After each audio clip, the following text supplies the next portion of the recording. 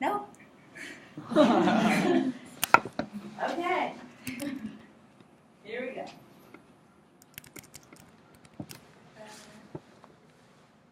Okay.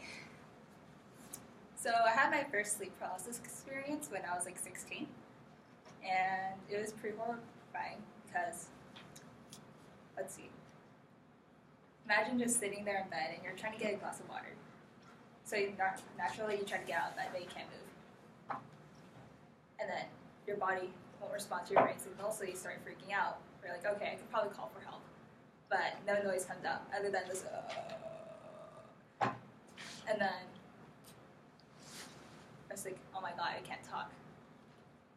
So I started freaking out even more. I started to panic. And then I was like, it couldn't get any worse than this.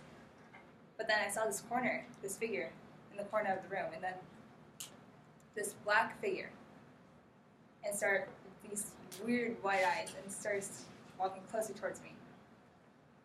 And then as it continued to walk towards my bed, it stood right in front of my face. And with those large hands, it kind of grabbed me on the neck and started choking me. And I couldn't breathe for a few seconds. It was a terrifying experience. And all that feeling, the pressure of my chest, it all disappeared in just a flash. And when those feelings disappeared, I sat up from my bed, I went to get a glass of water, and I didn't sleep for the rest of the night because I was too traumatized.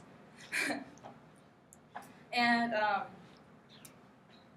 so sleep paralysis, in instance the ghost pushes you down, he states the person either falling asleep or going awake would not be able to move their arms, legs, or head, or can't even speak. And this sensation would last for a few seconds to maybe a few minutes at most. But I'm not here to talk about what sleep paralysis is. I'm here to talk about the hallucinations you can see when you have sleep paralysis. So the first sleep paralysis hallucination you can see is called the intruder hallucination.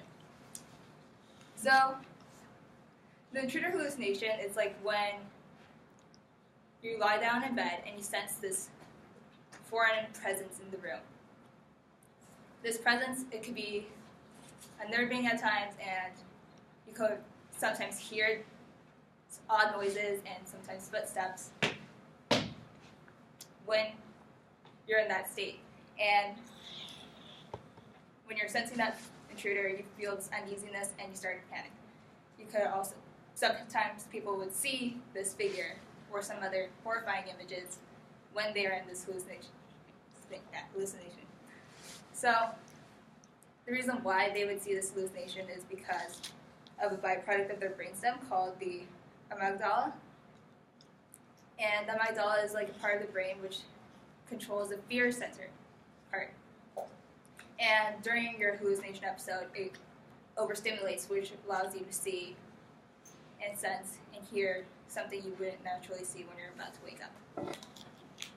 So the second hallucination, one I see the most, or feel the most, is called the incubus hallucination. It can also be by Robert C. Ness in his old hag phenomenon states a lot of people call it the old hag hallucination because a lot of people would see this figure sitting on their chest.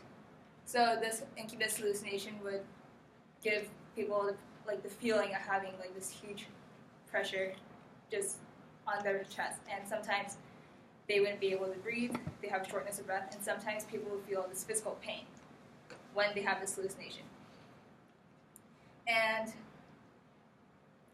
so Jekyll's sleep paralysis, he says, the reason why people would feel this kind of hallucination is because of REM, or rapid eye movement, during sleep. And when you have REM, when you're sleeping, it kind of gives you, makes your breathing more rapid and shallow, which makes it more difficult to breathe. And then your chest starts hurting, which leads to seeing and feeling the old hag, the incubus hallucination. Not fun. Okay, so the last hallucination, in my opinion, is pretty weird. It's called the vestibular motor hallucination. So you're getting this, it's like you're floating in your bed, but you're not moving at all. it's a weird sensation. The only and let's see, the floating sensation is the most common one I know because, yeah, in papers and stuff. But then like the ones I would feel would be the sensation of falling, like if you're in a roller coaster, you know that part where you're dropping. Yeah, it's like that kind of feeling, but you're in bed, so it feels really weird and it's kind of scary at first. But that sensation, that hallucination, only lasts for like a few seconds at best.